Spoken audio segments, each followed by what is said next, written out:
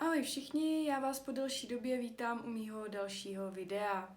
Tak jak jsem v minulém díle slíbila, dneska se s váma podělím o tom, jak probíhal výcvik na palubní průvodčí alias letušku.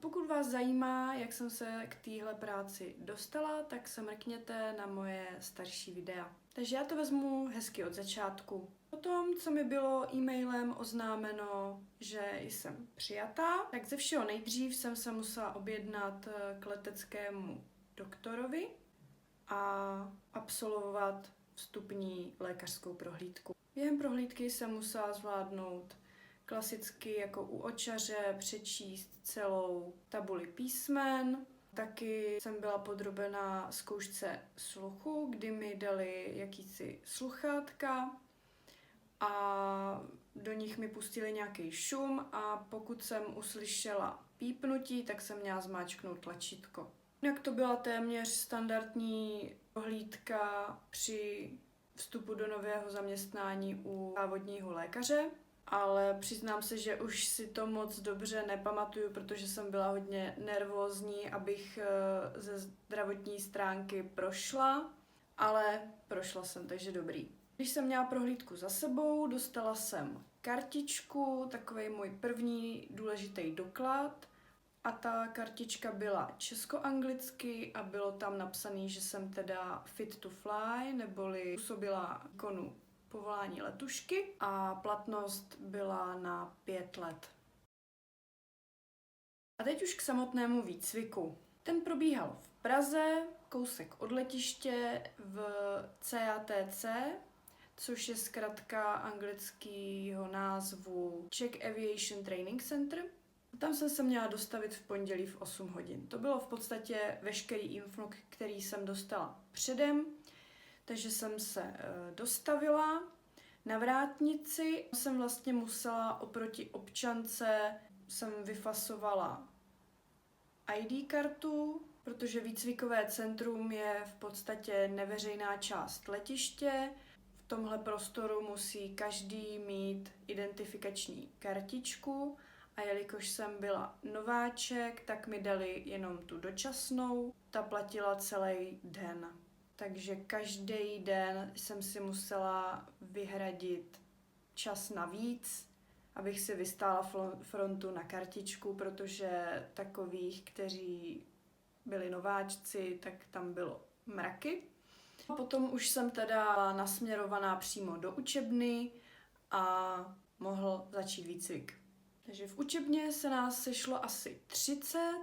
Po nějakým představení jsme zjistili, že nikdo z nás nemá absolutně žádné zkušenosti s letectvím a všichni jsme úplní začátečníci. Takže pokud si myslíte, že na práci letušky potřebujete mít nějakou leteckou historii, tak to není pravda. Každý jsme vyfasovali několik tlustých knížek s výukovým materiálem.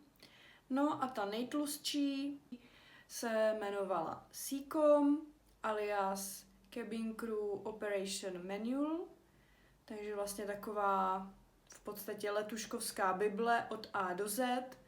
Vše, co musí letuška znát, tak bylo hlavně v téhle knížce. A úplně první věc, kterou jsme řešili na výcviku, tak bylo potvrzení spolehlivosti. To je takový důležitý dokument od Úřadu civilního letectví, který je potřeba k výkonu téhle práce.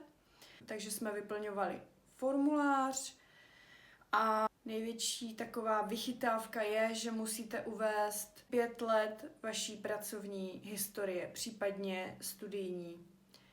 A nesmí tam být žádný mezery, musíte uvádět i kontakty na ty zaměstnavatele, takže je to celkem makačka si na všechno vyzpomenout, dohledat a tak dále. Já jsem to měla naštěstí jednoduchý v tom, že jsem těch posledních 5 let jenom studovala. No a vyřízení tady tohohle dokumentu trvá poměrně dlouho, proto jsme to udělali hned jako první, aby to mělo čas se vyřídit do té doby, než budeme mít vlastně výcvik za sebou. první hodině jsme dostali rozvrh, který byl na 6 týdnů, vždy po 8 hodinách od pondělí do pátku. Nutno ještě dodat, že opravdu na tom výcviku vůbec jsme nesměli vůbec chybět. Prostě absence žádná, nulová. A je pravda, že si to vážně nikdo netroufl. Prostě všichni jsme tam celých 6 týdnů byli. V rozvrhu jsme měli předměty, všechny teda byly v angličtině, jakožto veškerý učební materiál. Takže jsem se pokusila vám je volně přeložit, abyste měli nějakou představu, co všechno se taková letuška musí naučit.